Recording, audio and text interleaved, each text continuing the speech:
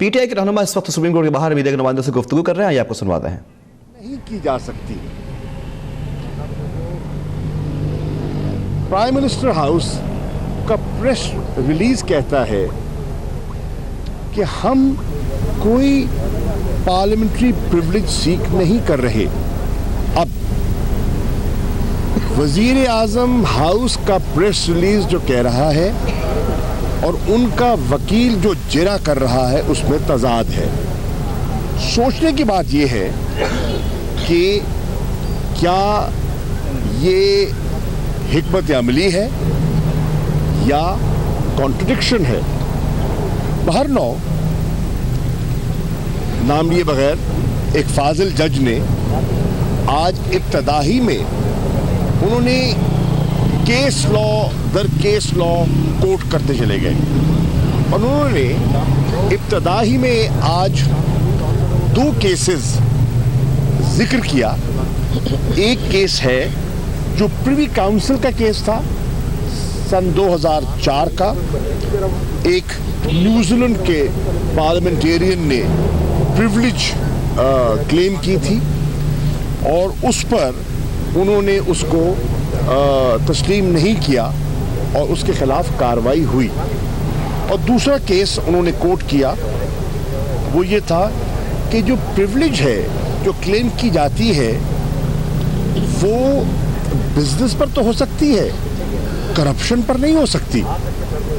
Conduct of business और चीज है, क्रिमिनल एक्ट या करप्शन दूसरी चीज है। अब बहस हो रही है या करने की कोशिश की जा रही है कि क्या ये प्रिविलेज एब्सोल्यूट है या नहीं है। ऑफ कोर्स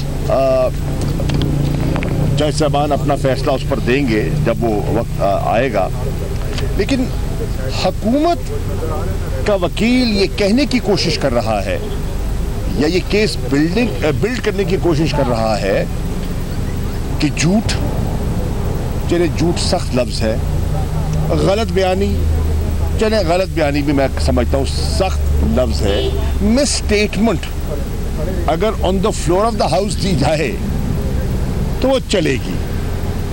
अब ये ऐसा हम समझते हैं कि बिल्कुल दुरुस्त नहीं है और इस किस्म की कोई प्रिविलेज नहीं है, क्योंकि वहां जो स्टेटमेंट दिया गया वो कॉन्डक्ट ऑफ बिजनेस पर नहीं था, सरकार की बिजनेस से मुतल्लका जो कॉन्डक्ट है उस पर नहीं था, वो एक पॉइंट ऑफ पर्सनल एक्सप्लेनेशन था और उस पे अपनी जो उन पर जो इल्जामात लगे थे उसकी वजाहत के लिए उन्होंने एक रिटन स्टेटमेंट, एक प्रिपेयर्ड स्टेटमेंट उन्होंने वहां पढ़ा जिसमें तजादात खुलकर सामने आए और वो तजादात जो हैं वो आज आपके सामने हैं।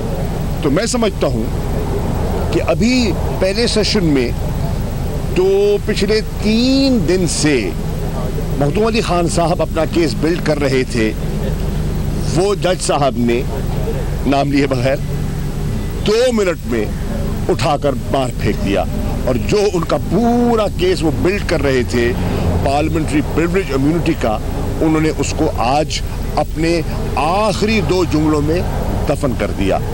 हुकूमत के पास लगता है दिफा के लिए कुछ नहीं है, उनके पास सफाई देने के लिए कुछ नहीं है, न सबूत हैं, न एविडेंस है, न दलाइल हैं।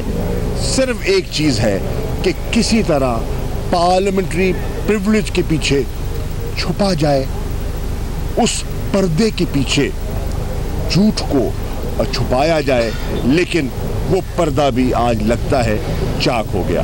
थैंक यू, शुक्रिया।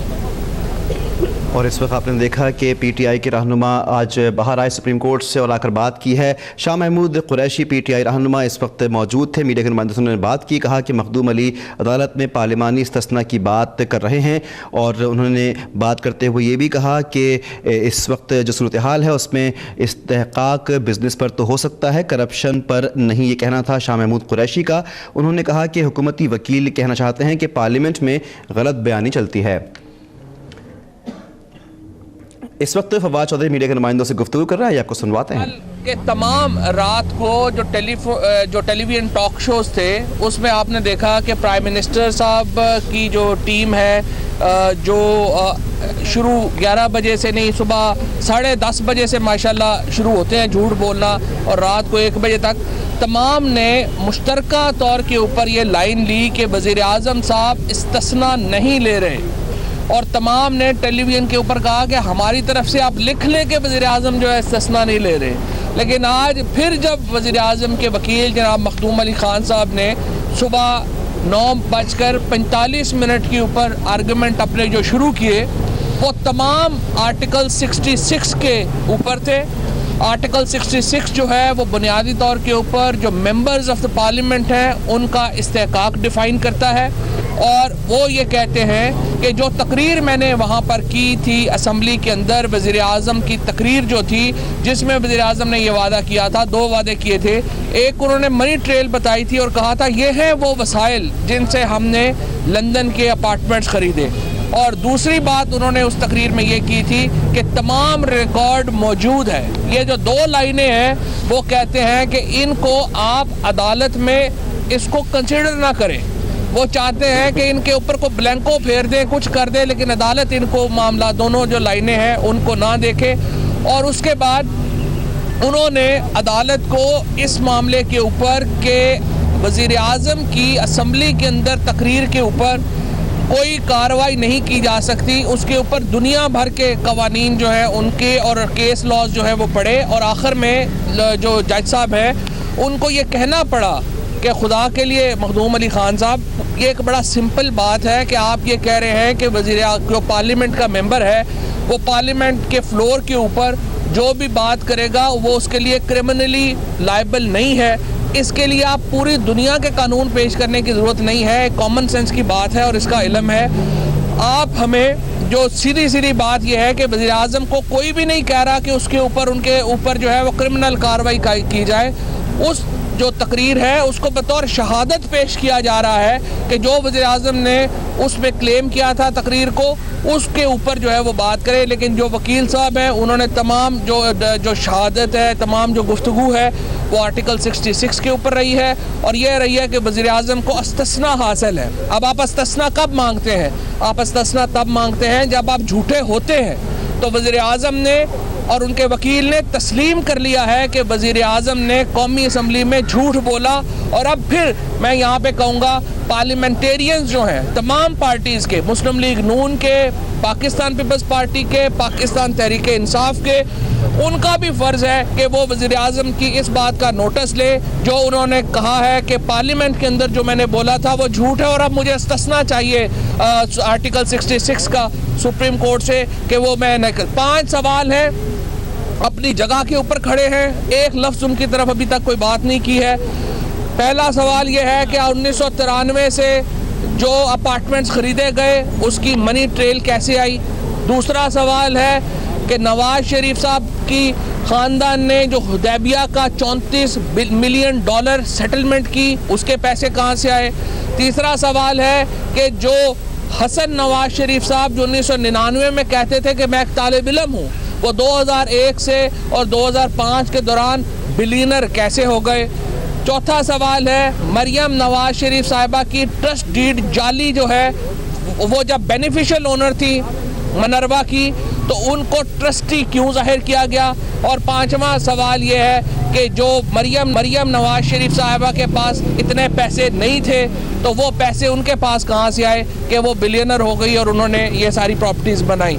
इन सवालात की तरफ एक लफ्ज़ बात नहीं की जा रही, एक इसकी तरफ रेफरेंस नहीं आ रहा। सारा जो अभी इस तक रोना पड़ा हुआ है वो यही पड़ा हुआ है कि जनाब वज़ीर आज़म साहब को इस्तिस्ना हासिल है और अदालत जो है वो वज़ीर आज़म से इन मामलात के ऊपर बिल्कुल पूछ नहीं सकती। फवाद भाई, मरियम नवाज से भी जमा करवाया अपना बयान, कहा है कि वज़ीर कफ़ालत नहीं है। मरियम नवाज साहिबा के जो बयानात हैं वो अब तक मरियम नवाज साहिबा से हमारी हसरत है कि उनका कोई ऐसा बयान आ जाए जो सच पे मबनी हो। अभी तक तो ये हसरत हमारी हसरत ही है। आप भी दुआ करें, हम भी दुआ करते हैं कि वज़ीर आज़म साहब और उनके ख़ानदान को सच बोलने की अल्लाह तौफीक अता फरमाए। और पाकिस्तान के लोग जो हैं वो सिर्फ ये जानना चाहते हैं कि ये जो बिलियंस ऑफ रुपीज़ बाहर गए हैं ये वो खुद बता दे कि वो कैसे आए हैं, और अपने वकला को कहें कि इस्तिस्ना से निकले। और ये जो नून लीग के जो यहाँ पे आ जाते हैं, अभी टीम आ जाती है, उनसे भी जो है आप कहें कि भाई कुछ ज़िंदगी में आप लोगों को कौन सी बात के ऊपर आपका कोई ट्रस्ट करेगा। सारे जो पार्लियामेंटेरियंस हैं एक लफ्ज़ जो है उनका वो सच पर मबनी नहीं होता। टेलीविजन पर कुछ बोल रहे हैं, अदालतों में कुछ बोल रहे हैं, एक इंटरव्यू में कुछ बोल रहे हैं, दूसरे इंटरव्यू में कुछ बोल रहे हैं। तमाम का तमाम हौच पौच है, कोई इनको जो है वो समझ नहीं आ रही है। अब आगे यहाँ से बात शुरू होगी। जज साहब ने अब रोका तो है मखदूम अली खान साहब को कि मेहरबानी करें आगे भी चले। अब देखते हैं सेकंड हाफ में वो आगे चलते हैं या यहीं पे रुकते हैं। और जिस तरह से नवाज शरीफ साहब गैर मुल्की दौरों से बाज नहीं आते, इनके वकील भी गैर मुल्की दौरों पे चले गए हैं। कभी किस मुल्क का कोट कर रहे हैं, इंडिया का कॉन्स्टिट्यूशन भी कोट कर रहे हैं। पहले कतरी का खाता है, अब इंडियन कॉन्स्टिट्यूशन। लगता है कल कहेंगे शाहरुख खान ने भी एक फिल्म में झूठ बोला था, उसको तो किसी ने कुछ कहा, वो अगली फिल्म भी कर रहा है। और कहते हैं जी गली में भी लोग झूठ बोलते हैं, तो लोग झूठ बोलते हैं। ये एडमिट कर गए, कोई मनी ट्रेल नहीं। कन्फ्यूज सी एक इनकी पोजीशन है, रसीदें दे नहीं रहे, सबूत दे नहीं रहे। हमें कहते हैं सबूत, हमने एक सबूत दिया, जिस तरह से फवाद साहब ने आपको बताया भी। और दूसरी बात, ये मिनिस्टर्स है, ये मिनिस्टर्स यहाँ क्या कर रहे हैं? यहाँ पे कौन सी ट्रेन गुजर रही है? वजीर रेलवे पहुंचे हुए हैं। यहाँ कौन से बिजली पानी के मंसूबे लगे हुए हैं? वजीर वो पहुंचे हुए हैं, बिजली भी पहुंचे हुए हैं। अवाम की खिदमत करें, अवाम में जाए। ये तो शरीफ खानदान का एक खानदान का केस है, उनके अपने स्पोक्स पर्सन होने चाहिए। ये मिनिस्टर्स यहाँ पे क्या कर रहे हैं? सबसे अहम सवाल तो ये है। और दूसरी बात ये है कि ये हैं कवाकिब, कुछ नजर आते हैं, कुछ देते हैं ये धोखा बाजीगर खुला। और जितनी प्रोसीडिंग्स चल रही हैं उतने इनके झूठ, इनके झूठों की दास्तान जो है वो बेनकाब हो रही है। बहुत शुक्रिया। और इस वक्त आपने देखा कि यहाँ पर पीटीआई के रहनुमाओं की गुफ्तगू भी जारी है। और यहाँ पर सुप्रीम कोर्ट के बाहर आके फवाद चौधरी ने बात की और कहा कि 5 सवाल वहीं के वहीं मौजूद हैं और किसी का भी जवाब नहीं दिया गया। इस्तिस्ना उस वक्त मांगा जाता है जब आप झूठ बोलें।